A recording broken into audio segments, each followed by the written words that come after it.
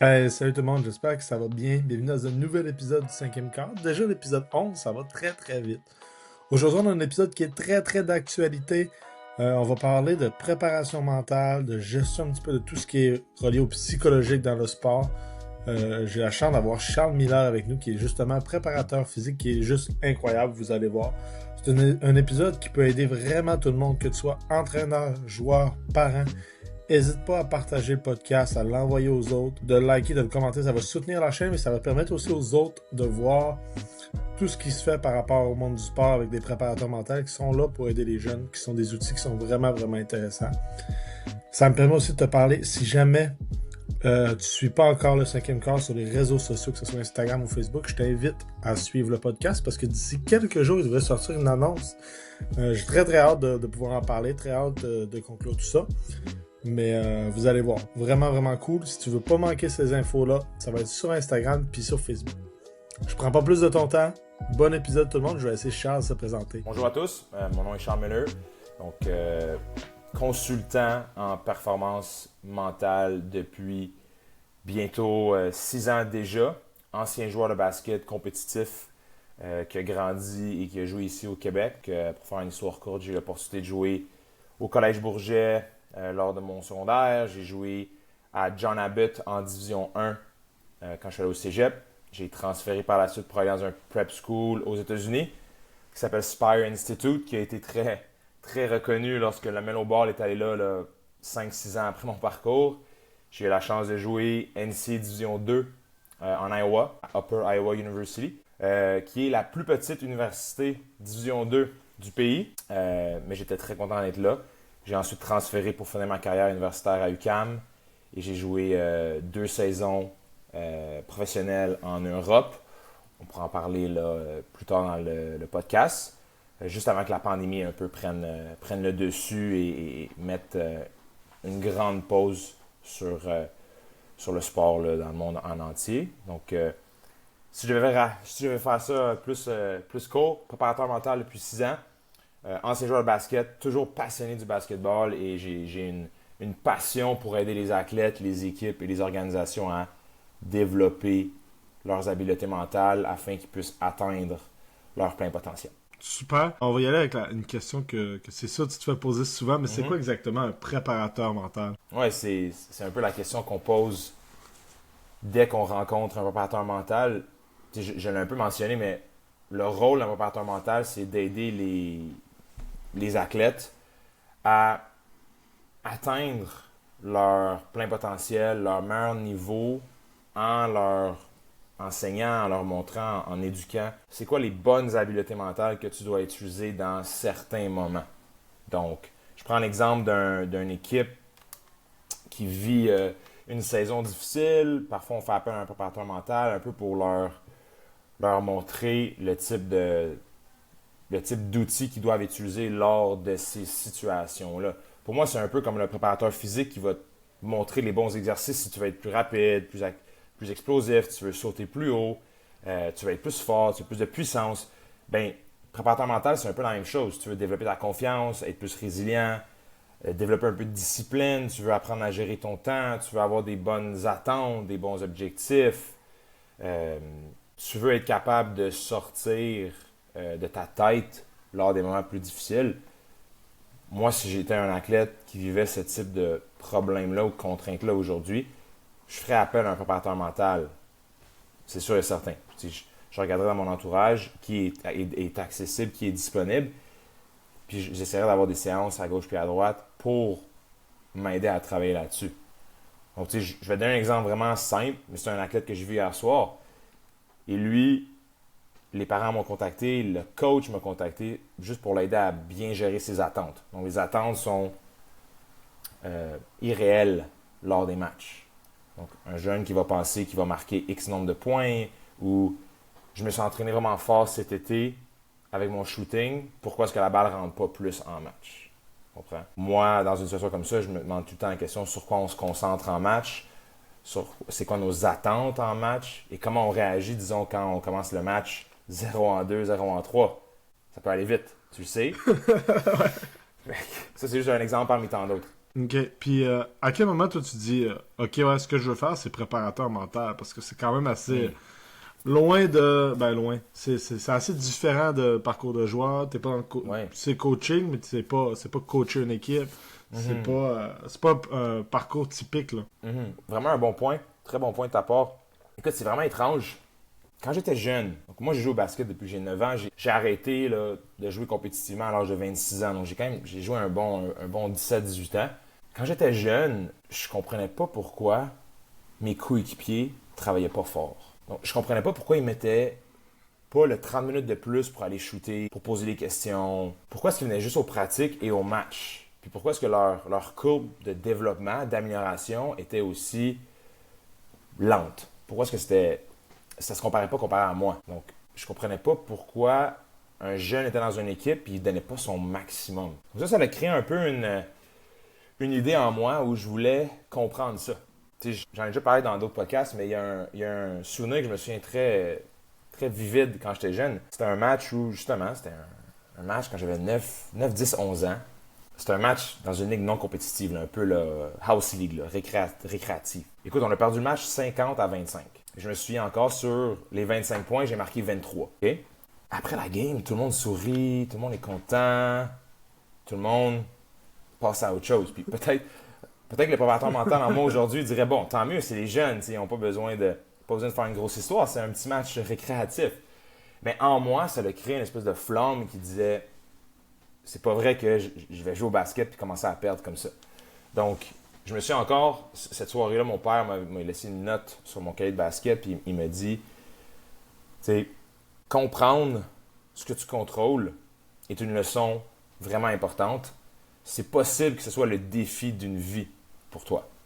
C'est juste de comprendre pourquoi les gens font certains gestes, pourquoi les gens posent certaines questions, pourquoi est-ce que, tu sais, je suis sûr que tu es dans une équipe de basket, je suis sûr qu'il y a des gens dans ton équipe où tu te poses des questions, mais pourquoi? Pourquoi elle réagit comme ça? Pourquoi elle a fait cette passe-là? Tu sais, peu importe. Tous les Ça, jours. tous les jours, exactement. Ça a été une des premières questions, un des premiers souvenirs qui m'a dit wow, qu'est-ce qui se passe? Je veux comprendre. Donc, il y a eu plusieurs moments comme ça dans ma carrière. J'ai eu un moment aussi au cégep où j'ai pogné un peu un os, j'ai pogné un mur, j'ai pas joué les 6 premiers matchs de ma saison au cégep. Donc, en 2012-2013, c'était environ 21-22 matchs. Donc, tu manques 6 games. On parle de 30% de ta saison. J'essaie de comprendre pourquoi je jouais pas. Puis on m'a montré que c'était au niveau mental, la pression que je me mettais, la relation coach-joueur, la relation avec mes parents, etc. Donc, je voulais comprendre ça. Et quand je suis allé à l'université, quand j'ai transféré à UQAM, on avait une préparatrice mentale, donc Lanne, qui est préparateur mental depuis plusieurs années ici à Montréal. Elle faisait son internship, était un intern. Puis je lui ai vu ce qu'elle faisait, puis j'ai dit, mais c'est bien cool ça. J'étais pas prêt pour aller faire un doctorat, je me sentais pas prêt pour arrêter de jouer. Donc j'ai regardé un peu le parcours, le processus, et j'ai vu que je pouvais aller faire une maîtrise en psychologie du sport en Angleterre, faire un peu le parcours non traditionnel où tu vas chercher tes heures d'une autre façon, tu fais une espèce de reconnaissance des crédits, des cours avec l'association ici de psychologie du sport du Canada, etc. Et ça a fait en sorte que, à partir de 2020, ben, avec mes heures, avec mon expérience, avec mes heures d'intern que j'ai faites, de stage, comme on dit, ben, j'étais préparateur mental du jour au lendemain. Ben, ça pas du jour au lendemain, là, ça a quand même pris 6 ans, 6, 7 ans d'études, etc. Tu sais, ça a passé tellement vite, puis j'ai tellement, tu sais, je veux pas sonner un peu le corny, comme on dit, mais ça me passionne tellement de comprendre ce qui se passe dans la tête des jeunes, puis dans le cerveau d'un athlète, que la plupart du temps, j'ai pas l'impression que je travaille. J'ai pas l'impression que je travaille quand j'ai la chance d'être sur un terrain de basket. Tu sais, je m'en vais sur un terrain de basket cet après-midi avec 2 équipes. On va aller travailler sur le mental toughness, sur comprendre notre respiration sur le terrain. Comme, je suis payé pour faire ça. Là. C'est pas du travail pour moi. Là. C'est une passion, tu comprends? Fait que, Ben oui. quand j'ai réalisé que je pouvais faire ça, gagner ma vie comme ça, puis surtout aider les jeunes, aider les athlètes dans leur sport, pour moi, c'était un no-brainer. J'ai dit oui, puis depuis, tu sais, officiellement, je suis préparateur mental depuis mai 2020. T'sais, depuis mai 2020, c'est all gas, no break, comme on dit. Là. C'est le pied sur la pédale, puis je me vois pas arrêter là, d'ici un bon petit bout. Là. C'est vraiment hot, puis juste la manière que tu en parles, puis pour t'avoir vu aussi en action là, dans tes séances, on sent que tu es passionné par ça, on sent que tu aimes beaucoup ça. Parler d'un sujet qui m'a quand même fait questionner sur... tu avais un cahier de basket quand tu étais jeune. Ouais, donc écoute, mettons, j'avais un petit cahier de notes comme ça, là, un petit calepin, très simple. Ça, c'est un calepin d'extra que j'ai. Écoute, puis mes parents, quand j'étais jeune, mes parents ont un historique dans les forces canadiennes. Ils sont pas en guerre, rien, tout ça, mais tu sais, mes parents, chaque été, allaient travailler là, dans les camps d'entraînement, les camps de l'armée canadienne, dans les maritimes. Mes parents ont passé beaucoup de temps en mer, etc. Tu sais, c'est un peu comme ça qu'ils se sont rencontrés. Donc, tu sais, chez moi, c'était très discipliné, très, très strict. Okay? J'ai une très belle enfance. Très, très belle enfance. J'ai rien à dire. Mais il y avait des règles chez moi. Il y avait des règles. On devait avoir des objectifs. Il y avait des choses qu'on devait aller faire. On avait des tâches ménagères, tu sais, très tôt, quand j'étais petit. Et quand j'ai commencé à jouer au basket, mon père me disait, tu devrais écrire tes matchs, tes pratiques, les tournois, comment est-ce que tu te sens, prendre en note tes statistiques, ce que tu apprends. J'ai trouvé que c'était une très bonne idée pour faire un retour sur mes matchs. C'est un peu comique parce qu'on en parlait, toi et moi, avec Pierre-Olivier, il y a quelques semaines. Tu sais, on l'enseignait aux jeunes le travail de faire de la réflexion pour ressortir toute l'information nécessaire après un entraînement, après un match. J'avais la pratique très tôt d'écrire. Les jeunes aujourd'hui qui nous écoutent pensent « Ah, je dois écrire une page au complet, un paragraphe au complet. » Non, même pas. Quelques lignes, quelques mots-clés. Puis encore une fois, c'était pas une obligation, c'était une pratique. Et moi, je voyais les bienfaits là-dedans. Parce qu'après 1 ou 2 saisons, je pouvais revenir derrière, je pouvais voir la progression. Je pouvais voir, hey, avant, tu sais, quand on est plus jeune, bien évidemment, les points, les statistiques, c'est quelque chose qui nous sort aux yeux vraiment beaucoup. Tu sais, de voir que tu passes de 6, 8, 10, 18 points par match de 9 ans à 12, 13 ans, c'est motivant, c'est gratifiant. De voir un peu tes tendances, contre telle équipe, tu marques un peu plus de points, contre telle équipe, tu peux faire un peu plus. Tu sais, tu commences à comprendre aussi, c'est ça que les jeunes doivent comprendre, tu commences à comprendre le basket un peu plus aussi. Parce que tu es constamment en train de te poser des questions.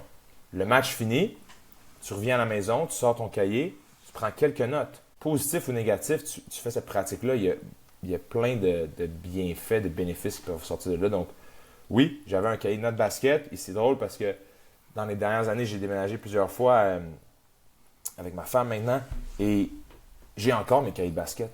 Et de relire les souvenirs, c'en est vraiment gratifiant, mais aussi émotif de voir toutes les expériences que j'ai vécues. Autant les expériences qui ont été très bonnes, mais aussi les expériences qui ont été très difficiles. Puis on pourra en parler là, à travers notre temps ensemble. Mais oui, j'avais un cahier de basket. Dès l'âge de 9-10 ans, j'écrivais mes matchs, mes pratiques. Je trouve ça vraiment cool. Puis, tu vois, c'est suite à notre discussion, c'est quelque chose que j'avais essayé de mettre, que j'essaie plus de mettre en place. Puis, tu vois, je déteste vraiment pas de faire l'effort de hey, qu'est-ce qui a bien été, qu'est-ce qui a moins bien été. Puis, tu sais, bon, moi c'est sur la facette de coach, mais qui a bien pratiqué, qui a moins bien pratiqué, pourquoi, tu sais, sans comme tu dis, là, sans écrire un paragraphe puis un livre. Là. Le but, c'est juste d'écrire ça le plus court possible, mais tu sais, ça me permet de pousser ma réflexion puis de dire, OK, prochaine pratique, on veut travailler quoi par rapport à ça, où est-ce qu'on s'en va, puis je l'ai fait quelques fois, sûrement pas assez par rapport à ce que je dois le faire puis ce que j'aimerais le faire, mais je sens déjà une différence par rapport à pas le faire. T'sais. Exact. Et avec l'exercice, ce que je trouve pertinent pour un coach, pour les coachs qui nous écoutent, passe tellement rapidement à la prochaine pratique, puis à la prochaine activité, puis à la prochaine chose qu'on va aller faire qu'on oublie peut-être de prendre en note peut-être un détail qu'on a remarqué, un joueur qui est peut-être sorti un petit peu plus du lot aujourd'hui. Mais aussi, je pense que pour un entraîneur, c'est un outil où tu peux ressortir peut-être une situation en lien avec le contexte. Fait que, je sais pas moi, l'exemple qui me vient en tête avec c'est pas un secret là, que je travaille avec l'équipe féminine à UQAM, les citadins de l'UQAM, avec coach Jerry depuis plusieurs années. Donc, on prend en considération un peu le contexte. Donc, ce qu'on veut dire par là, c'est période d'examen, période stressante de l'année, je sais pas moi, retour du temps des fêtes, ou il y a une joueuse ou deux qui ont vécu une situation plus difficile, personnelle. On le prend en considération. Trop souvent, on est noir ou blanc, bien pratiqué, mal pratiqué, puis on les catégorise d'un côté ou de l'autre. Donc, à travers nos notes, la réflexion que tu peux aller faire, ce qui serait cool, puis là, je suis en train de réfléchir un peu à voix haute, mais c'est de créer un outil littéralement pour les coachs où tu as une espèce de one-pager, tu as une page qui vient un peu couvrir tous ces aspects-là. Je suis en train de penser peut-être à créer quelque chose en ce moment là, quand on en parle, mais je pense qu'on doit encore enlever ce stigma-là que ça va être demandant, puis que ça va être difficile, puis que ça va être long. Puis je suis sûr que c'est une de tes questions plus tard, c'est pourquoi est-ce que les jeunes ont encore la difficulté à travailler en performance mentale, c'est tout le monde pense que ça va être long, difficile, puis qu'il va y avoir beaucoup de résistance. Oui, c'est difficile de travailler en performance mentale, mais moi, une partie de mon rôle, c'est de t'aider à rendre ça facile. Donc, si tu me dis que tu ne peux pas fitter 20-30 minutes dans ta journée, bien OK, on va descendre à 5-10 minutes. Mais ton 5-10 minutes, tu sais, ce que les jeunes ne comprennent pas ou ce que les gens oublient souvent, c'est que 5 minutes par jour, c'est 30 heures dans une année. 5 minutes, c'est 30 heures dans une année. Fait que, si tu me dis que tu fais quelque chose 5 ou 10 minutes par jour, peu importe, on parle de 30 à 60 heures de pratique dans une année. T'sais, avec le temps, si tu augmentes les heures, si tu augmentes le temps un peu de pratique, ben, tu vas rapidement devenir un expert ou très bien maîtriser cet aspect-là de ton jeu ou même de ta performance mentale. Puis, on voit tout ce qui est préparation mentale, excuse-moi. Au tennis, c'est très, très, très courant, c'est très populaire. Il doit y avoir quasi aucun joueur de tennis compétitif qui en a pas. Mais pourtant, dans les autres sports, notamment au basket, c'est très, très peu courant. T'as-tu une idée de pourquoi? Ben écoute, on peut y aller de plusieurs façons. Je vais un peu y aller avec la réponse un peu plus simple. Il y a une question de ressources aussi. Là. Les ressources au tennis sont différentes, qu'on parle du joueur de tennis typique. J'ai plusieurs joueurs de tennis que moi je vois depuis plusieurs années. On parle de coups qui sont vraiment exubérants là, si on compare à d'autres sports comme le basket, le tennis. J'ai l'impression que le tennis, tu compares le tennis au hockey, puis on dirait que le hockey, ça coûte pas cher tellement que le tennis, c'est incroyable. Là. Fait il y a une question de ressources, bien évidemment. Je pense qu'il y a une question aussi au tennis, ce que moi je réalise beaucoup, c'est les parents, les coachs, les gens autour du sport vont souvent dire ben, tout est sur un même joueur. Donc toute la pression est sur un joueur, tout le travail, les pensées, toute l'information est sur un seul joueur. Le joueur a besoin de plus de ressources, plus d'outils, plus de façons un peu pour gérer cette situation-là. Donc je pense que rapidement, le parent ou le coach de tennis se dit il y a besoin d'un aide externe. Versus au basket, on va souvent dire hey, tu as un rôle à suivre, tu as des directives à suivre, il y a un plan de match à suivre. Et à la fin de la journée, tu as un coach, tu as un entraîneur qui décide pas mal tout ce qui se passe côté basket, soccer, hockey, football, etc. Versus tennis, ton coach, mettons que tu prends un match de tennis professionnel, ton coach est dans les estrades. Il va donner quelques directives à gauche et à droite en les criant un peu à travers les gradins, mais le joueur est tout seul pour son match. Et un match de tennis, on peut parler 2 heures, 2h30, 3 heures de temps. Donc, pourquoi on le voit peut-être plus au tennis? C'est je pense que le stigma est beaucoup moins présent, c'est beaucoup plus accepté. Je pense qu'il y a des athlètes de haut niveau comme Naomi Osaka qui ont fait un très bon travail pour mettre ça de l'avant. C'est passé là, à travers les dernières années, on l'a tous vu là, en 2022, durant la pandémie, parler de juste ça va pas bien. C'est un athlète. Si les gens veulent regarder le documentaire sur Netflix ou les autres plateformes, là, je le recommande fortement.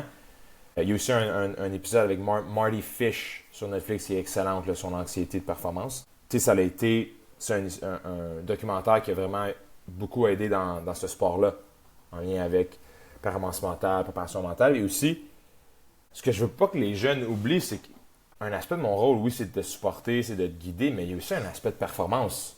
Donc, tu n'es pas obligé d'être dans un slump, tu n'es pas obligé d'être dans une situation où ça va mal pour m'écrire. Beaucoup d'athlètes m'écrivent en préparation au prochain niveau, m'écrivent parce que les choses vont bien, ils veulent que ça continue à bien aller. Ils ont des petits obstacles, petits défis à relever. Mais la plupart du temps, je te dirais que 60% des athlètes que je vois, c'est des athlètes qui, les choses vont bien, ils veulent que ça continue à bien aller. C'est vraiment en anticipation pour la suite des choses. Il y a aussi une différence avec peut-être le professionnel de la santé traditionnel qu'on connaît bien, où là, c'est souvent des cas un peu plus intenses, où on a besoin d'une aide immédiate. Les principales raisons pour qu'un jeune vienne voir, tu en as parlé un petit peu, mais c'est quoi les cas principaux que tu gères, on va dire? Bonne question. Donc, certains cas principaux, il y a des situations où un jeune va avoir perdu confiance, où sa confiance est ce que je vais appeler un peu montagne russe. Donc, ça monte, ça descend beaucoup. J'en parle beaucoup avec les athlètes. Pour ceux qui nous écoutent aussi, la confiance en soi, c'est très cyclique. Donc, ça veut dire que ça va monter et ça va descendre quand même assez souvent.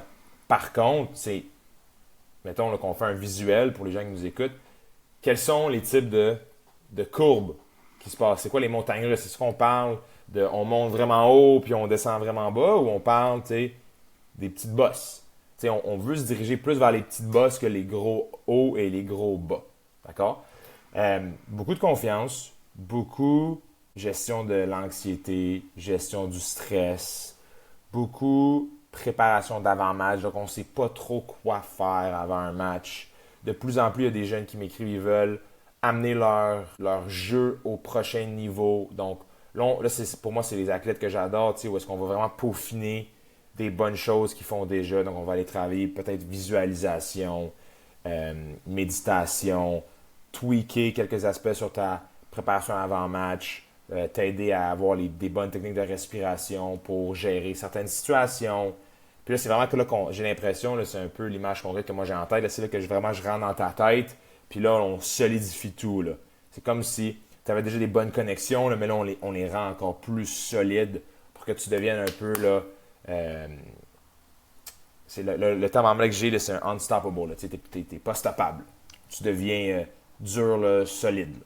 Vraiment, le mentally tough. Là. J'ai de la misère à trouver la bonne traduction en française, là, mais dès que je dis mental toughness, les gens me disent la force du mental, comme dans les boys, tu comprends? Mais vas-y. Moi, je me demande, nous comme entraîneurs, là, surtout les gens qui vont écouter ça, mais comment je peux aider mon jeune, ou est-ce que je le perçois que sa confiance va en up and down, mais tu sais, c'est un peu aussi que ça nous arrive de vivre. Là. Sa confiance va moins bien, fait que là en jeu ça va moins bien, fait que tu sais que tu veux le faire jouer pour qu'il puisse la retrouver, mais en même temps, quand il joue le temps-ci, c'est plus difficile, plus d'erreurs, moins de bonnes actions, c'est peut-être un stretch de match plus important qu'il faut absolument aller chercher.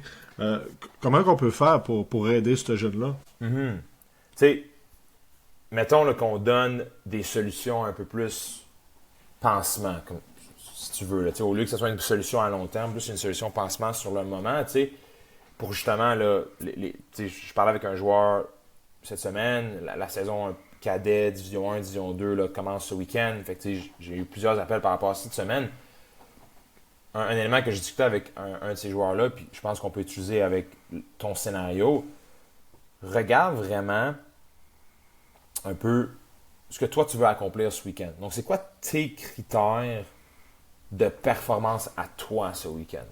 Trop souvent, on tombe dans le résultat. Donc, je veux rentrer mes shots. Tu sais, là, le classique, je veux bien faire. T'sais, moi, un de mes premiers concepts, notions que j'enseigne, c'est le contrôle. Viser, comprendre ce que tu contrôles sur le terrain. Pour ceux qui nous écoutent, il y a très peu de choses que tu contrôles. Je te dirai pas mon secret. Il va falloir que tu m'écrives si tu veux savoir ça. Mais il y a une approche, il y a une technique que moi j'utilise pour un peu montrer aux jeunes, montrer aux athlètes, ça c'est les éléments que tu contrôles. Le reste, il faut vraiment que tu apprennes à mettre ça de côté. Et pour ceux qui nous écoutent en ce moment et qui ont des matchs qui s'en viennent, ce que je dirais, si tu veux avoir un peu plus de confiance, essaie d'aller définir certains critères, certains standards que tu veux accomplir en match autres que les résultats. Donc, on tombe dans vraiment l'aspect de processus, ton effort, ton intensité, ton attitude, exécuter les jeux, communiquer avec tes coéquipiers, garder la tête haute, bien gérer les situations difficiles, encourager mes coéquipiers. Tu sais, ce que tu réalises, c'est que quand ces choses-là commencent à bien aller, la confiance embarque. Et surtout, on veut s'éloigner des situations où la confiance d'un jeune dépend strictement de résultats. Points, stats, assists, rebonds, temps de jeu. Qu'est-ce que mon coach me dit, les commentaires, les supports. Tu sais, est-ce que c'est un peu ridicule que je dois parler de ça maintenant, mais c'est une réalité d'aujourd'hui. Combien de vues j'ai eu sur mon post Instagram, combien de gens m'ont écrit. On parle beaucoup de l'image maintenant dans le sport. C'est pas quelque chose que nous, on parlait quand moi je jouais sur le circuit québécois, autant secondaire que collégial. Il n'y en avait pas de photographe sur le sideline qui prenait des photos. Maintenant, j'ai un running gag avec un thérapeute du sport à UQAM. Chaque match qu'on a, j'essaie de dire okay, combien de photographes vont être là aujourd'hui. Puis littéralement, il y en a 2 sur chaque côté du terrain. Fait il peut y avoir un match là, où il y a 8 photographes. Puis, tu sais, c'est cool, tu sais, vous avez des photos, vous avez des vidéos, vous avez toutes ces choses-là. Mais certains joueurs, tu sais, malheureusement, ils vont aller se pencher là-dessus, tu sais, ça devient une distraction, etc. Mais pour revenir à ta question, parce que je suis allé un peu plus loin que prévu, pour aider un jeune que sa confiance va un petit peu moins loin en ce moment, c'est de le pousser à aller se concentrer sur autre chose que le résultat qu'on connaît si bien. Vraiment l'amener, le retourner dans le processus, puis de lui montrer. Ouais, OK, t'as shooté 1 en 6, mais regarde toutes les autres choses que t'as faites. Puis, je vais donner un exemple que j'ai vécu ma dernière année à UQAM. On joue un match contre Géant à UQAM. Je me souviens, j'ai commencé le match 2 en 2. Je commence le match, boum, je rentre dans la clé, bang, lay-up. Ouh, je me sens bien. Prochain jeu, mon guard va de mon côté, je fais une coupe backdoor, lay-up de la main gauche. On gagne 4-2, 4-0. Mais dans ma tête, qu'est-ce que je me dis? Oh my God, I'm gonna go crazy. Je vais drop, ça va être un match de fou. Là. J'ai 4 points en 30 secondes.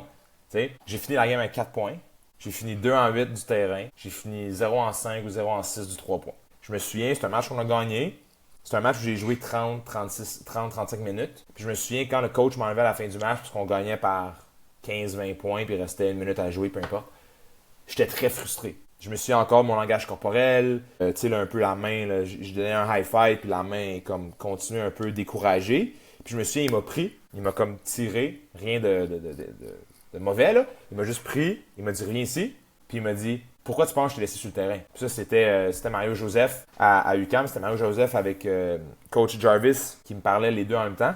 Il me disait pourquoi est-ce que tu penses qu'on t'a laissé sur le terrain? C'est parce que tu as fait plein de bonnes choses. Tu as pris un charge, tu as leadé, tu as amené l'offense. Ta présence sur le terrain fait en sorte que la défense doit être là aux 3 points. T'sais, combien de matchs est-ce qu'on voit avec Steph où il y a eu un match comme ça hier, là, il a marqué 14 points, il a shooté 2 en 8, 2 en 9 du 3 points. C'est pas un de ses meilleurs matchs.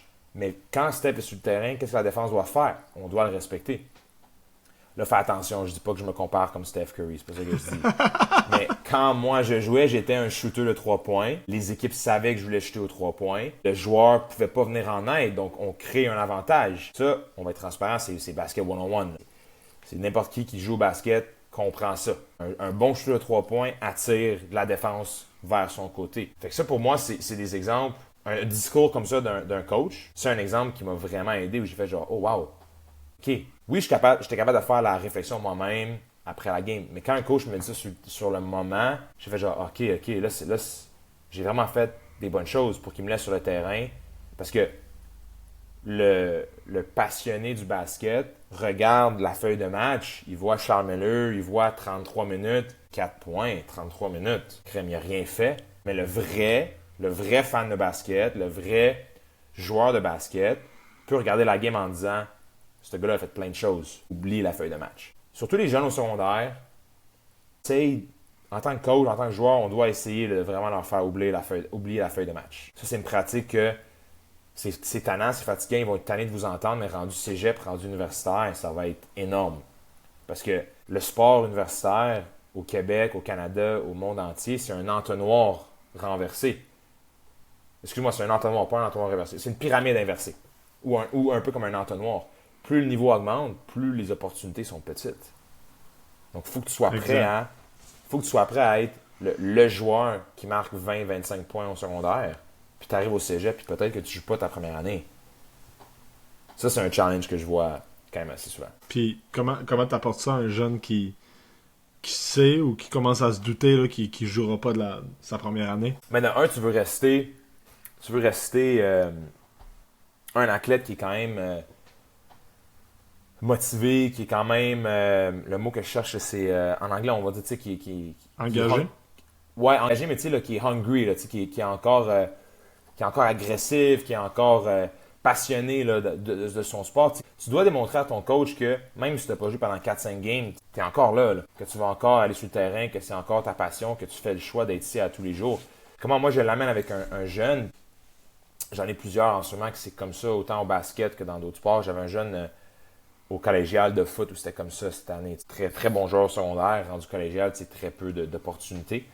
Ben, c'est de lui montrer un autre angle aussi, de regarder, comme je l'ai mentionné, les autres éléments que tu apportes à l'équipe, les autres perspectives. Tu sais, c'est un peu d'apprendre à zoomer out de la situation. Tu sais, de réaliser que tu es quand même dans une bonne opportunité, que tu es dans un très bon niveau, que ta chance va venir, que si tu continues à tout faire les bonnes choses, à travailler, à mettre du temps dans ton sport, dans ton craft, autant physique, tactique, technique que mental, ça va débloquer à un moment donné. Mais j'aime toujours leur dire, si tu arrêtes maintenant, tu ne vas jamais savoir c'est quand que ça va débloquer.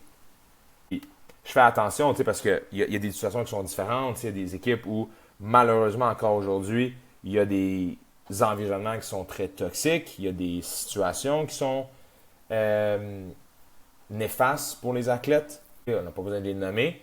Mais il y en a partout au Québec, au Canada, partout en Amérique du Nord, même aux États-Unis. Il y a sûrement encore plus aux États-Unis. Fait que tu sais, je te parlais de contexte plus tôt, on doit quand même prendre ça en considération. Mais dans ce type de situation-là, je veux apprendre à l'athlète de regarder ailleurs, de regarder sur autre chose. Parce que si ton focus est seulement sur ton temps de jeu, ben, c'est sûr que ça va être difficile. Si c'est vraiment, tu te lèves le matin et tu penses à ça, tu te couches le soir et tu penses à ça, c'est sûr et certain qu'il va y avoir des gros défis là, à aller surmonter là, à travers le temps. Puis, tu viens d'en parler, puis ça m'a fait réfléchir. Un jeune que tu considères qui est dans un mauvais endroit pour lui, comment t'aides ces jeunes-là, tu sais? Ouais, ça, je ne te mentirais pas, c'est les situations les plus difficiles parce que beaucoup de notre travail est en lien avec gérer un peu la situation qu'eux ils vivent au quotidien. Donc, que ce soit un entraîneur qui est vraiment difficile avec un joueur, que ce soit un environnement qui est toxique, que ce soit une culture qui n'a pas été solidifiée de la bonne façon. C'est là où, ce type d'équipe-là, c'est là où eux, il y a vraiment besoin d'un préparateur mental là, en tout temps, sur place en tout temps, là, un peu comme une intervention à travers la saison complète. Écoute, honnêtement, avec le joueur, c'est vraiment beaucoup de travail personnel, beaucoup de travail de réflexion, beaucoup de travail de changer un peu sa manière de penser, sa manière de regarder les choses, d'essayer d'aller tomber dans le positif, mais aussi de tomber en mode solution. Fait que c'est quelque chose que j'amène très tôt aussi dans le processus avec mes athlètes. Comment est-ce que tu peux tomber dans un mode solution le plus tôt possible? T'sais, combien de temps ça va te prendre quand il y a un problème? Okay, moi, j'aime bien montrer l'image de quand tu mets ta main sur une surface chaude. T'sais, si tu mets ta main sur une surface chaude, qu'est-ce que tout le monde va faire? On va tout enlever notre main parce qu'il y a un problème. Le problème, c'est que c'est chaud. Si je laisse ma main sur le problème, qu'est-ce qui se passe? Je vais me brûler, je vais me faire mal. Trop souvent, les athlètes font ça. Donc, la main reste dans le problème. Puis là, à long terme, c'est là que je me brûle, je me fais mal. Ça peut avoir des conséquences néfastes, des répercussions à long terme. Versus, tu réalises qu'il y a un problème. Oh, on enlève la main, on tombe rapidement en mode solution. On essaie de trouver des choses qu'on peut aller faire. Puis, dans ces situations-là, où c'est beaucoup une situation d'équipe, c'est une situation de culture, c'est une situation de l'entraîneur. Tu sais, l'entraîneur, il a un rôle à jouer là-dedans. Le directeur des sports a un rôle à jouer là-dedans. L'école, toute la culture autour de l'équipe a un rôle à jouer là-dedans. C'est là où moi, mon discours avec l'athlète, c'est qu'est-ce que toi, tu peux faire pour améliorer la situation? Donc, qu'est-ce que Félix Arthur peut faire dans la situation qu'il vit pour que ça aille un petit peu mieux aujourd'hui, pour que ça aille un petit peu mieux demain, après-demain. Puis c'est un peu ce réflexe-là qu'on veut aller construire, solidifier. C'est extrêmement difficile, surtout quand on est dans une mauvaise culture. Parce que toi, tu es un peu ce rayon de soleil-là, puis tu arrives dans un vestiaire ou dans un gym ou dans une école ou dans un programme où tout le monde est nuageux, pluvieux, dans le gris, mais toi, tu as un rayon de soleil. T'sais, même un rayon de soleil à travers un ciel rempli de nuages, à un moment donné, on ne le verra plus, le rayon de soleil. Tu comprends? Fait que c'est là que c'est très difficile. Je vais pas être ici en train de dire que ça va se faire en 2-3 mouvements. Pas du tout. C'est des situations qui sont très, très demandantes et exigeantes. Autant pour l'athlète que pour moi en tant que préparateur mental, de l'aider à trouver des solutions, chercher des façons pour que les choses soient meilleures, c'est pas évident du tout. J'ai beaucoup aimé la comparaison de rayons de soleil par rapport, on va dire, aux nuages et tout. Si, à l'inverse, tu as un entraîneur qui arrive soit dans un programme ou dans une équipe, puis tu commences à t'apercevoir que, OK, il y a beaucoup de nuages, il y a beaucoup de ma culture qui n'est pas en place. Comment tu peux instaurer une culture? Comment tu peux valoriser ces choses-là? Écoute, si jamais tu veux une question longue d'un entraîneur, tu te donnes un coup de fil à Jerry, n'est-ce pas? Ce que Jerry fait depuis les 3 dernières années. C'est un processus à long terme. Je pense en tant que coach, tu me dis que tu rentres dans un gymnase, dans une école, dans un programme où c'est comme ça. Il faut que tu commences petit à petit. Donc, il faut que tu commences à déterminer qu'est-ce que toi, tu veux aller faire. Donc, c'est quoi le but ultime? Le but à long terme du programme, le but à long terme de toi en tant que coach dans cette organisation-là, qu'est-ce qu'on veut aller faire? Est-ce que la culture ici, c'est gagner à tout prix? Okay? Est-ce que la science nous démontre qu'il n'est pas nécessairement la bonne culture à avoir? Est-ce que la culture ici, c'est de développer des athlètes, de développer des jeunes hommes, des jeunes femmes pour la suite des choses? Est-ce que c'est de développer des athlètes sains? Est-ce que c'est... peu importe. OK? Fait que ça, c'est la première des choses. Qu'est-ce qu'on veut aller faire avec ça? Ça revient un peu avec notre histoire d'avoir des buts, avoir des objectifs à court terme, long terme. Pour un entraîneur qui nous écoute, qui se sent dans une situation-là comme ça, je commencerai petit. Un truc aussi simple que je veux que ça soit un environnement positif. Je ne tolérerai pas des attitudes négatives en pratique. À un point où il y a des répercussions, il y a des conséquences, il y a un discours par rapport à ce qui se fait. Je fais attention parce qu'il y a différentes façons de penser. Je ne suis pas du tout le préparateur mental qui croit aux punitions, faire courir les athlètes pendant 30-45 minutes. On n'a pas assez de temps dans le gym pour faire ça, malheureusement. Okay? Tu diras au préparateur physique de mettre plus d'endurance dans le programme. Mais est-ce qu'il peut y avoir des discussions et des gestes posés en lien avec des attitudes négatives qui ne fitent pas notre culture? Donc, pour te donner un exemple, c'est vraiment simple. Un des programmes de basket avec qui je travaille, puis c'est pas un secret. Je travaille aussi avec Selwyn House, qui est une école privée dans le coin de Westmount à Montréal. Et je suis très proche de l'entraîneur. C'est un ancien entraîneur que moi j'avais, là, John Merritt. Et on a fait beaucoup de travail dans les derniers mois. Un élément dans notre culture à nous, c'est aussi simple que tu dois avoir. Puis je sais que Julien en parlait aussi dans son épisode avec toi, fait que j'ai vraiment apprécié ça. Mais juste, tu dois porter un chandail de l'équipe. Tu dois porter un chandail de l'équipe, un uniforme du programme. Tu peux pas venir. Il y a un joueur il y a une couple de semaines qui est venu dans la pratique. Sa camisole était mise à moitié.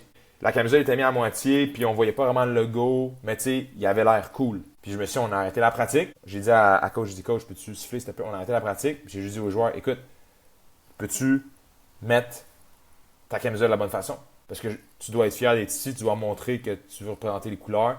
Ça, c'est l'attitude d'un gagnant, c'est l'attitude positive qu'on veut. Commence petit, puis après, à un moment donné, ça va débloquer. Je ne vais jamais oublier, quand j'étais à John Abbott, il y a un joueur de notre équipe qui est arrivé en pratique avec des shorts de Dawson. Le coach, il a dit, soit tu enlèves tes shorts, puis soit tu enlèves tes shorts, ou puis tu vas te changer, ou tu les vires de bord, tu mets du tape sur le logo. Il dit, je veux pas voir ça. Là. Il dit, ici, c'est John Abbott, c'est pas vrai que tu vas porter les shorts de notre équipe dans mon gym. C'est pas vrai que tu vas faire ça. Fait que, question culture, ces petites choses-là ont un impact. Mais ça commence vraiment avec qu'est-ce que tu vas aller accomplir, c'est quoi les comportements que tu tolères, qui sont acceptés, qui devraient être solidifiés, et les comportements qu'on ne tolère pas.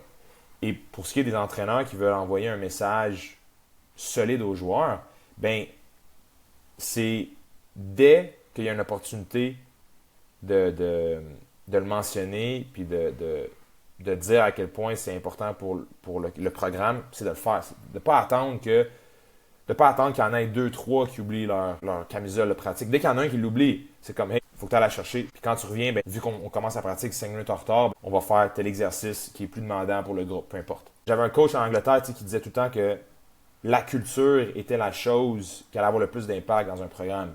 Donc, je me souviens plus de l'expression anglaise qu'il utilisait, mais c'était vraiment un truc qui était fort, qui disait si ta culture n'est pas solide, comme ça ne va pas pardonner à long terme.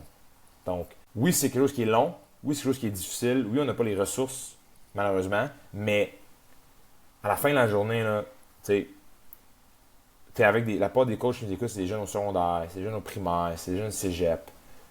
Tu veux développer des bons athlètes qui ont des bonnes habitudes. Donc, ça part avec la culture. Puis, pour tous ceux qui nous écoutent aussi, puis qui ont des travails, qui ont une vraie job, là, autre que coacher, etc., il y a très peu d'entraîneurs qui vivent de ça. Regarde la culture des compagnies pour lesquelles vous travaillez. T'sais. Une bonne culture fait en sorte que les gens veulent être là, les gens veulent participer aux activités. Là, les parties de Noël commencent. Les gens veulent y aller parce qu'ils savent que ça va être plaisant, etc. Les mauvaises cultures, les mauvaises cultures au travail, les gens ne veulent pas aller au party de Noël, les gens ne veulent pas faire ces choses-là, les gens ne feront pas le pas de plus. Tu sais, ne serait-ce que ranger de la vaisselle qu'un employé a laissé sur un coin de table. Une bonne culture, les gens vont le faire.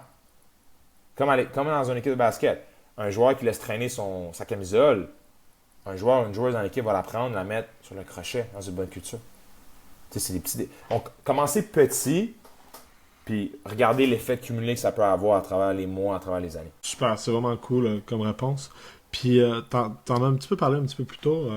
Tous les joueurs, tous les entraîneurs vont vivre le fameux warm-up, le fameux moment avant le match. Oui. Comment on peut aider les jeunes à mieux se préparer avant leur match? Ouais, écoute, j'ai des petites règles par rapport à ça. Donc là, étant préparateur mental depuis plusieurs années, je commence à avoir bien évidemment mon propre style. J'ai quelques règles que j'aime bien utiliser. La première, OK, donc en préparation avant-match, ce que tu fais est vraiment important, bien évidemment. Puis l'espèce de règle que je veux que tu ailles, je veux que tu te poses la question, est-ce que c'est utile ou c'est inutile?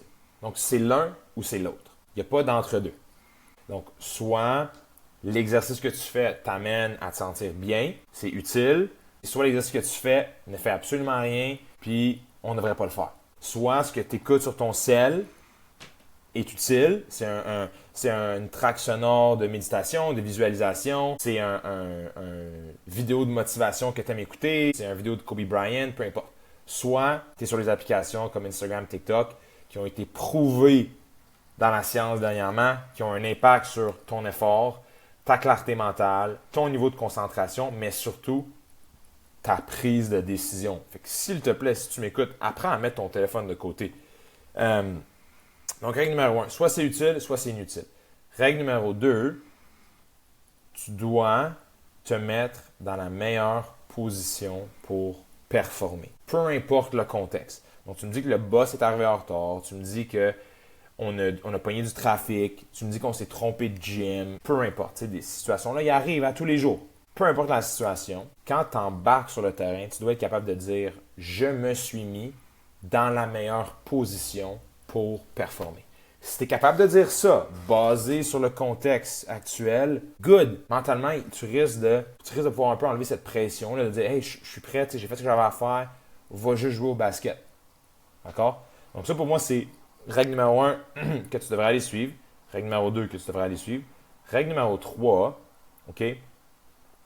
Pour moi, là, à partir de secondaire 3, secondaire 4, si tu prends ton sport au sérieux, tu ne peux plus juste arriver au match comme si de rien n'était. Je m'excuse de l'anglicisme, mais tu ne peux plus juste show up à la game. Tu dois mettre un certain temps dans ta préparation avant-match. Et là, encore une fois, ça n'a pas besoin que ça soit 2h30 de temps, ta préparation avant-match. Mais juste de mettre un 10-15 minutes sur toi, individuel, où tu as un moment qui va t'aider à te mettre dans la game. Ça va avoir un impact. Okay? Puis là, c'est là où les gens vont me contacter pour qu'on définisse c'est quand ce moment-là. Est-ce que c'est avant de quitter la maison? Est-ce que c'est dans l'auto en allant au match? Est-ce que c'est dans l'autobus avec le reste de l'équipe? Est-ce que c'est quand tu arrives au gymnase? Peu importe. Tu peux en avoir plusieurs. T'sais. Moi, je vais donner un exemple que j'aime bien donner. C'est, surtout à l'université, je commençais beaucoup à travailler sur ces éléments-là. Bien évidemment, j'avais une passion par rapport à ça. Donc, avant tous mes matchs, durant le warm-up d'équipe, je me retirais du warm-up. Tu sais, quand on faisait les 2 lignes lay-up, je me retirais du warm-up.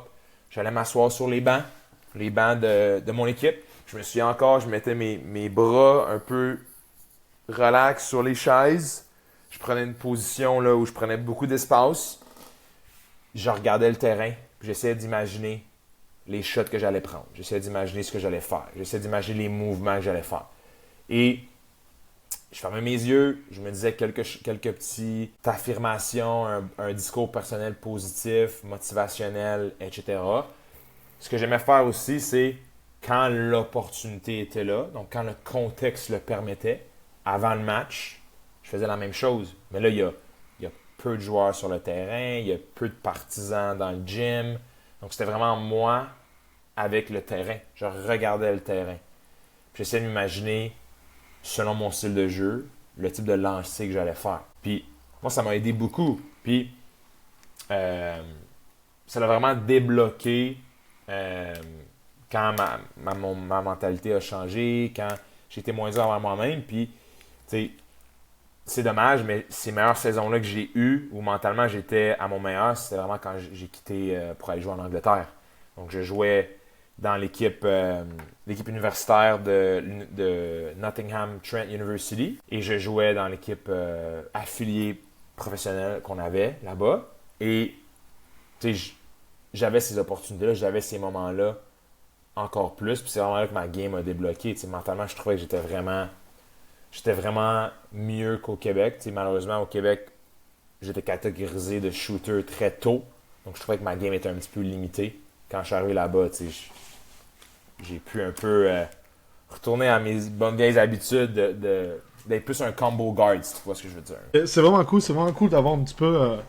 tu sais, souvent, les entraîneurs, on met beaucoup de force à préparer nos jeunes physiquement par rapport au match, mais je pense que peu, ou en tout cas peut-être pas de la bonne manière, selon moi, qu'on prépare aussi nos jeunes mentalement à la game, là. Autre que dans le recap, ce que le coach pense qu'il va se passer, puis le game plan. Ça c'est vu souvent, mais parce que ça, je trouve qu'il y a peu de préparation mentale pour les joueurs avant les matchs. Exact. Ouais, excuse-moi, je ne vais pas te couper la parole, mais tu sais, là, je vais...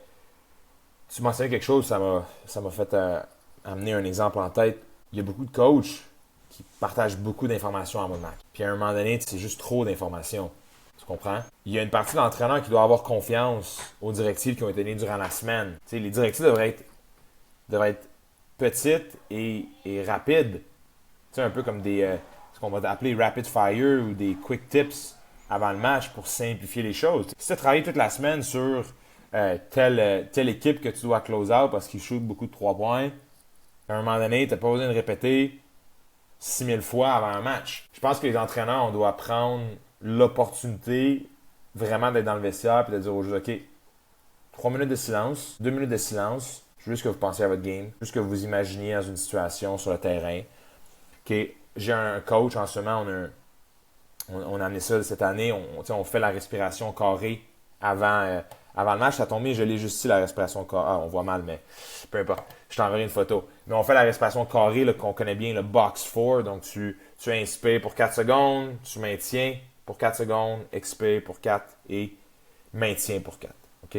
Donc, j'ai un entraîneur qui va littéralement, on fait ça avant le match, avant qu'on aille sur le terrain. On l'a fait tout ensemble, puis on l'a fait à la mi-temps aussi.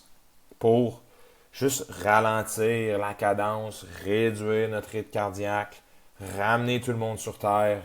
Puis ça fait du bien. Tout le monde. Même les joueurs ou les joueuses, que parfois tu penses, c'est impossible que ce joueur-là va vraiment comme connecter avec ça. Oui, ça leur fait du bien. OK? Fait que, tu sais, il y a plein de choses qu'on peut aller faire en préparation avant-match. Je pense que les entraîneurs, ils ont un gros rôle là-dedans. Beaucoup d'entraîneurs, les joueurs, les joueuses, les voient un peu là, comme des modèles. Donc, tu sais, ce que le coach dit, la plupart des joueurs vont aller faire. Donc, de prendre cette opportunité-là, pour moi, c'est vraiment quelque chose qu'on devrait aller faire de plus en plus. Je trouve ça vraiment cool, comme je te disais. Mhm. Ça permet surtout en tout cas pour moi, de me questionner puis de réfléchir par rapport à tout ça, voir, OK, qu'est-ce que je peux faire de mieux pour mes joueurs que je coach. Exact. On a parlé beaucoup des joueurs et tout. Ça consiste à quoi, toi, une semaine typique de ton côté? Et très bonne question. En ce moment, c'est vraiment intense. La saison d'automne, la saison d'hiver qui est à son plein fouet. Tu sais, je vais être transparent, j'ai pas un horaire typique. C'est pas du 9 à 5, c'est pas du 8 à 4. Tu sais, c'est vraiment un horaire qui est un peu là, un peu partout. Tu travailles les week-ends, tu travailles les soirs de semaine. Mais un horaire typique pour moi, honnêtement, c'est souvent des séances en matinée, des séances en début d'après-midi. Avec les sports-études qui sont très présents ici au Québec présentement, je passe beaucoup mes après-midi en atelier d'équipe. Donc cet après-midi, tu sais, je vais voir un programme de basket, je vois les Benjamins les Benjamins cadets autour d'une heure et demie, puis je vois les cadets, les juvéniles un petit peu plus en fin d'après-midi. Par la suite, on va au bureau, j'ai des séances jusqu'à 8 heures ce soir. Tu sais, c'est beaucoup d'ateliers d'équipe, c'est beaucoup de séances individuelles. C'est des appels avec des entraîneurs, c'est beaucoup d'appels avec les parents, beaucoup de suivi. Je passe une bonne heure et demie par jour à faire des suivis avec des athlètes, des parents, des coachs.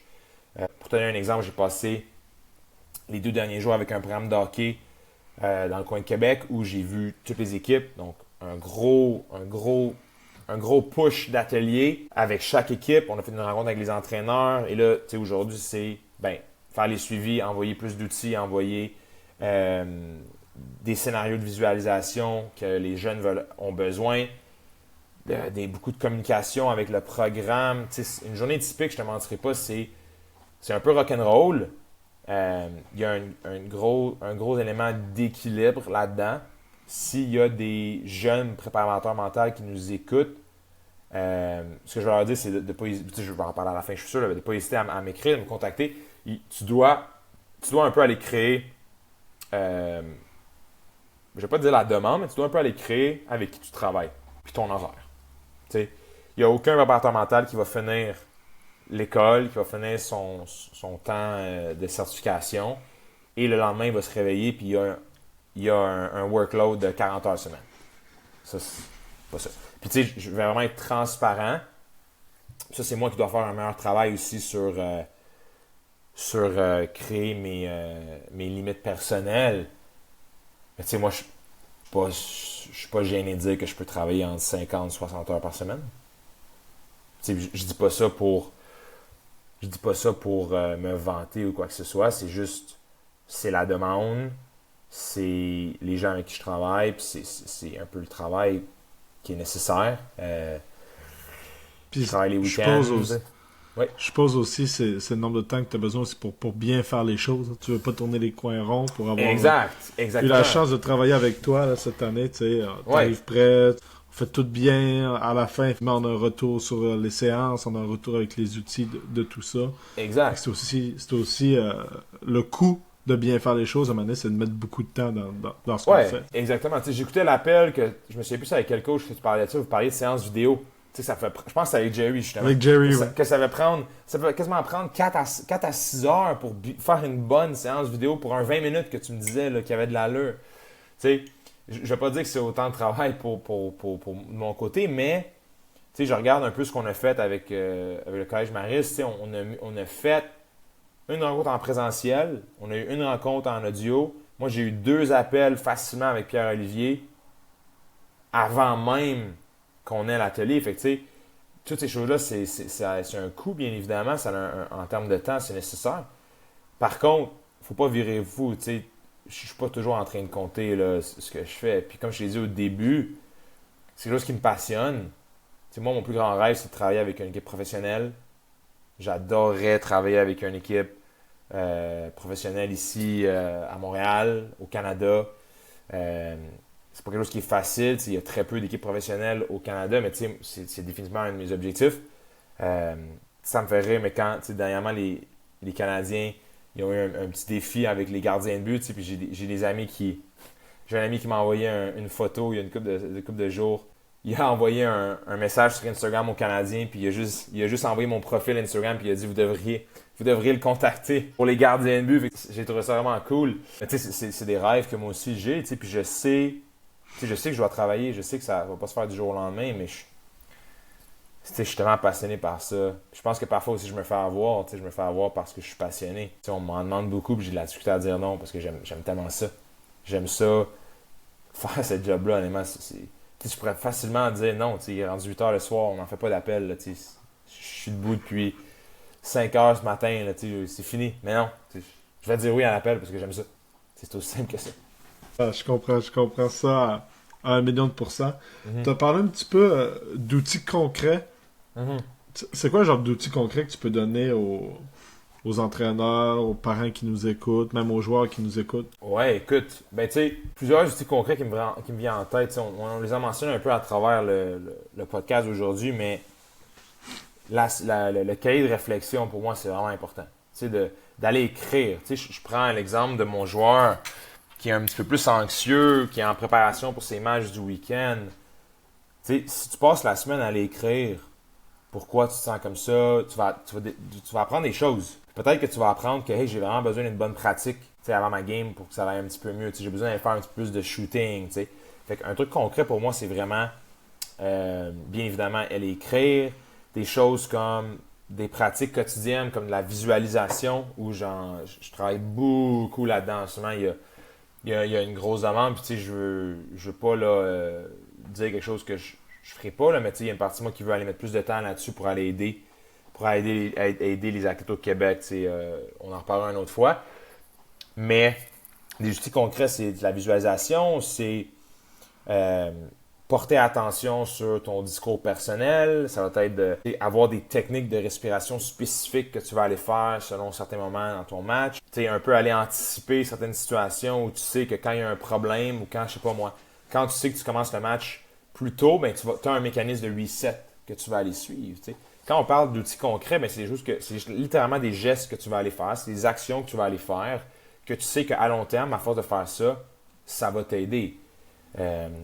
Il y a un nombre de temps qui est nécessaire. Tu sais, je lisais un livre cette semaine. On parle de 90 jours pour qu'il y ait un changement au niveau cognitif dans ta tête, là, qu'il y ait un rewirement un peu là, de certaines connexions dans ta tête. On parle d'un 90 jours nécessaire. C'est pas parce que tu as eu une séance avec moi lundi, puis tu as ton match samedi. Là, tu vas passer de 8 points à 23 ce week-end. Là. Attends un peu, là. En termes d'action concrète, c'est des choses comme ça. Des mécanismes de reset, créer des routines, avoir une préparation avant-match. Surtout savoir quoi aller faire. Parce que c'est surtout ça que je vois. Je sais que le temps file, mais quand il y a des situations de stress, quand il y a des situations de je sais pas quoi faire ou peu importe, tu le vois là, un peu l'athlète là, qui te regarde vraiment là, qu'est-ce que je fais, les yeux un peu comme ça là. Qu'est-ce qui se passe, coach? Ils savent pas quoi faire. Puis moi, ma job, c'est de les aider à simplifier leur processus mental en leur donnant des outils concrets à aller faire. Comme ça, quand tu rates 2 lancers francs de suite, tu sais que tu as un mécanisme de reset à aller faire. Puis tu dois avoir un niveau de confiance là-dessus, OK, pour aller le faire, puis te dire, c'est ça que je fais pour passer à autre chose. Puis je dois croire que ça va m'aider, ça va me permettre de passer à autre chose. Puis on voit de plus en plus là, dans les dernières années, les parents prennent de plus en plus de place dans l'équation. Sans dire si c'est bien ou pas bien, là, je ne vais pas non plus ouvrir le débat. Non. C'est juste une réalité, mais comment on peut aussi outiller les parents à aider le jeune, mais à comprendre la réalité du jeune, parce que on arrive aussi à un certain cas où est-ce qu'il y a beaucoup de parents que... T'as comme 2 réalités. T'as souvent des parents qui... Hey, j'ai connu ça de le sport de haut niveau. En tout cas, j'ai connu beaucoup de sports. Puis t'as l'autre réalité de... Aucune idée. J'ai jamais vécu ça. Les parents essaient d'aider leurs jeunes, mais ils se promènent un petit peu dans le brouillard, là, tu sais, un peu de petit pas par petit pas. Là. Comment qu'on peut aider ces parents-là à aider leurs jeunes? La situation avec les parents actuels est exigeante. Parce que de plus en plus, les coachs veulent s'outiller de la bonne façon.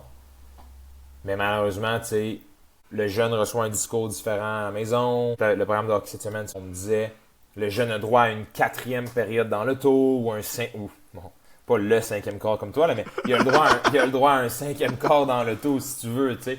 Tu sais, c'est vraiment pas évident pour ce qui est des parents, parce qu'à la fin de la journée, tu sais, c'est eux, ceux qui prennent des décisions assez importantes pour les athlètes, que ce soit de les envoyer dans un programme, d'investir des sous, du temps, etc.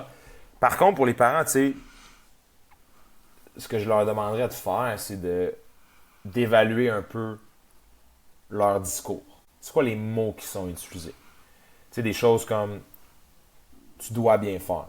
Tu devrais scorer X nombre de points. Porter attention sur leur vocabulaire, bien évidemment leur langage corporel sur le sideline. Tu sais, puis je pense qu'il y a plusieurs parents aussi qui doivent regarder c'est quoi les efforts que mon garçon, que ma fille donne en ce moment. Parce qu'il y a beaucoup de parents qui vont aller demander au entraîneur qui joue plus, mais l'éthique de travail ou l'effort qui est donné ne correspond pas à ce qui est nécessaire à ce niveau-là. Tu comprends ce que je veux dire? Il y a une incohérence. J'ai fait une conférence un peu par rapport à ça dans les dernières années avec l'Académie Saint-Louis. J'en ai fait une ça avec les Corsaires de Pointe-Lévis il y a quelques mois. Puis on en parlait beaucoup de ça.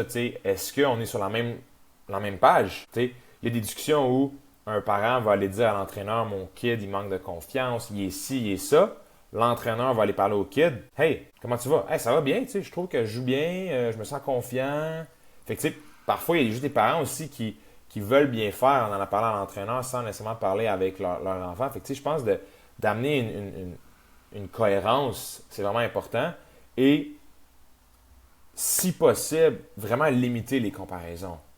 Donc, il y a des parents, que l'enfant embarque sur le terrain, ils partent le stopwatch, ils partent leur chronomètre. Puis là, ils comparent, puis ils compilent, puis ça marche pas comme ça. Honnêtement, là, avant l'âge de 13-14 ans, on devrait encore être dans l'aspect plaisir et développement. Tu comprends? Donc, on doit faire attention à la spécialisation des athlètes, des sports, tu sais. Fait que, un peu garder ça en tête, tu sais. Est-ce que c'est le rêve, est-ce que c'est ce que le jeune veut ou c'est ce que le parent veut? Donc, tu sais, je sais que c'est une réponse assez vague, là. On peut aller vraiment partout en lien avec les parents, mais tu sais, je dirais, faites attention au discours personnel, au discours qui est dit. Est-ce que ça respecte aussi ce que le programme essaie de construire, ce que l'entraîneur essaie de construire? Tu sais, faut donner un peu d'autonomie aux entraîneurs aussi, aux coachs. Il faut croire, puis leur laisser faire leur job d'une façon ou d'une autre. Faire attention au langage corporel, trouver une cohérence, être sur la même page avec les enfants. Puis, un dernier, j'aime bien mentionner, c'est qu'il faut faire attention pour limiter la comparaison avec les autres athlètes, les autres joueurs. Puis, ton focus devrait rester sur ton enfant, toi. J'ai eu une expérience assez étrange il y a quelques mois. Je devais appeler un parent pour X raison, puis le parent, il a passé 60% de l'appel à parler d'un coéquipier ou d'une coéquipière de son enfant à lui. Au lieu de me parler de la progression de son enfant, de qu'est-ce qui se passe de leur situation, on parlait complètement d'un autre enfant, littéralement. Fait que, c'est un peu ce qu'on va appeler, là. Faut faire attention pour ne pas devenir hyper vigilant, là, puis, on passe notre temps à comparer puis à regarder qu'est-ce que les autres font, Reste focus sur toi, parce qu'à la fin de la journée, même le meilleur joueur de ton équipe en ce moment, qui est peut-être pas ton enfant, ça se peut que dans 2 ans, il décide d'arrêter de jouer au basket parce qu'il y a une autre passion qui est embarquée puis il n'y a aucun problème. C'est quoi tes futurs projets personnels? Futurs projets personnels, c'est vraiment une grosse question. Très bonne question. Il y a une partie de moi qui aimerait offrir plus d'outils pour les parents, les entraîneurs, créer, j'ai pas le goût d'un peu de donner mon idée, là, si tu vois ce que je veux dire, mais j'aimerais créer des ressources pour les parents, pour les entraîneurs, pour faciliter un peu le processus. Depuis les 5-6 dernières années, ce que moi j'en remarque beaucoup, c'est répétitif. On me demande de venir faire les mêmes choses. Il n'y a aucun problème à ça. Il y a des programmes où je vais venir à tous les ans pour faire ces éléments-là, mais il y a définitivement des situations qui reviennent, etc. Il y a d'autres projets que j'en sorte. Je veux créer des ressources, comme je t'avais montré les cartes que j'ai faites. Donc, si les gens qui nous écoutent, j'ai créé un peu des cartes de performance mentale où il y a des outils Pour moi, c'est un peu comme un outil qu'un athlète peut avoir dans sa poche de basket, sa poche de hockey. Au besoin, tu sors les cartes, puis selon ce que tu as besoin, tu as besoin d'énergie, tu as besoin de te calmer. Il y a des outils qui peuvent t'aider par rapport à ça. Il y a une partie de moi aussi qui aimerait peut-être aller un petit peu plus vers les corporations, les compagnies, aller aider justement les cultures d'entreprise. J'ai un ami, j'ai un collègue, un entraîneur dans une équipe qui m'a écrit la semaine passée. Il travaille au gouvernement fédéral, puis il me posait des questions sur la culture, le changement de culture qui se passe en ce moment, puis qu'est-ce qu'on peut faire par rapport à ça. Puis mon réflexe a été, écoute, donne-moi un coup de fil, j'adorerais aider le gouvernement fédéral dans leur changement de culture. J'adorerais avoir un rôle où je peux aller aider les cultures de programmes, d'organisation, puis vraiment avoir un impact à long terme. Souvent, on fait appel à un préparateur mental pour aller gérer les cas de crise ou un athlète spécifique. Mais j'aimerais vraiment être capable de quasiment un peu être injecté dans une situation pour vraiment créer une culture gagnante dans les programmes. C'est pas seulement des projets à long terme. Il y en a d'autres, mais je veux garder quelques idées là, dans ma poche, si tu vois ce que je veux dire. Oui, c'est bien correct avec ça. Je terminerai avec la dernière question. Oui. Très, très basket-wise, mais si tu devais créer ton coaching staff de rêve, là, ça peut être 2 personnes, comme ça peut en être 6, 7. Wow. T'as pas besoin de les connaître, ça n'a pas besoin de... Vas-y, je te laisse coaching staff de rêve, mettons... basket. Ça peut être du monde NBA, du monde... N'importe qui. Oh, wow. Wow, OK. Alright. Ben, écoute, je vais pas... On va commencer avec la partie facile. Donc, je serai en charge de la préparation mentale. Donc, ça, pour moi, c'est simple. C'est moi qui serai là. Honnêtement, côté thérapeute du sport, je prendrais l'équipe des thérapeutes à UQAM. Donc, pendant longtemps, il y avait Gina Patel qui était là. Phil Moussa qui est encore là. Carl Falardeau. C'est des gens que j'apprécie vraiment. C'est des très bons thérapeutes du sport. Donc, pour moi, c'est des gens que je prendrais immédiatement. Si, mettons, je crée une équipe NBA live à Montréal, c'est eux que je prendrais sans me poser de questions. C'est sûr et certain, c'est des gens qui m'ont traité quand moi j'étais un athlète. Donc, c'est mes 3 personnes que je prendrais. Côté coaching staff, écoute, je vais aller dans le rêve parce que je suis un gars qui aime rêver. J'aime beaucoup le style de coaching staff, le style de coaching de Steve Kerr, qui est beaucoup laissé aller. Et confiance à ses joueurs, etc. Pour moi, ce serait un entraîneur-chef. Écoute, comme entraîneur adjoint, aïe. Écoute, je vais tellement sonner biaisé, là. Écoute, je pense qu'entraîneur adjoint, je prendrais Jerry, coach à UQAM, qui fait un super bon travail de créer une culture, d'être là pour les athlètes, etc. Je prendrais aussi notre ami PO, Pierre-Olivier Lajeunesse. Écoute, je connais PO depuis 5 ans, puis je comprends pas. Ce gars-là, à un moment donné, il y a une équipe qui va le prendre, qui va le garder, puis qui vont réaliser à quel point c'est un éducateur incroyable.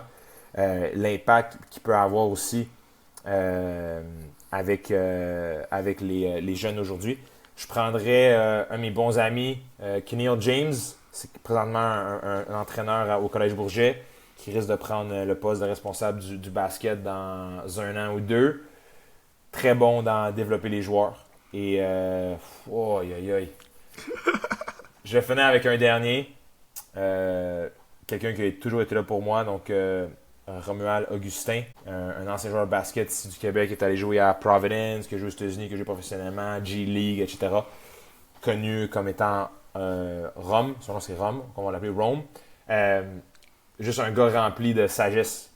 Puis je pense que toute équipe a besoin de ça. Donc, mon coaching staff, il est all over the place, mais c'est vraiment... Puis c'est ce cool, qu'il faut. ça. À part Steve Kerr, ce serait un rêve pour moi de travailler avec lui, à part lui, c'est tout du monde qui sont aussi au Québec. Fait qu'il faut qu'on arrête de penser que tout est mieux ailleurs. On a les ressources, on a les gens ici au Québec, honnêtement, puis on a des gens incroyables qu'on peut aller utiliser. Je te remercie énormément pour le podcast. Merci pour ton temps. Si jamais les gens veulent te contacter, te retrouver. Oui. Écoute, je vais aller vraiment de la façon facile. Instagram, donc Miller, barre en bas, consulting. Je suis là, je réponds à tous les messages. Tu veux me poser une question, vas-y fort. Aussi, là, d'écrire juste Sean Miller Consulting ou Charles Miller, préparateur mental sur Google, mon nom va sortir facilement. C'est ça, écoute, Instagram, c'est vraiment la meilleure façon, honnêtement. Mon courriel est là, mes socials, tout mon site internet. Fait qu'honnêtement, on y va là-dessus, puis je réponds à tous les messages, donc vraiment de pas hésiter à poser des questions. Je te remercie beaucoup pour ton temps, c'était super cool.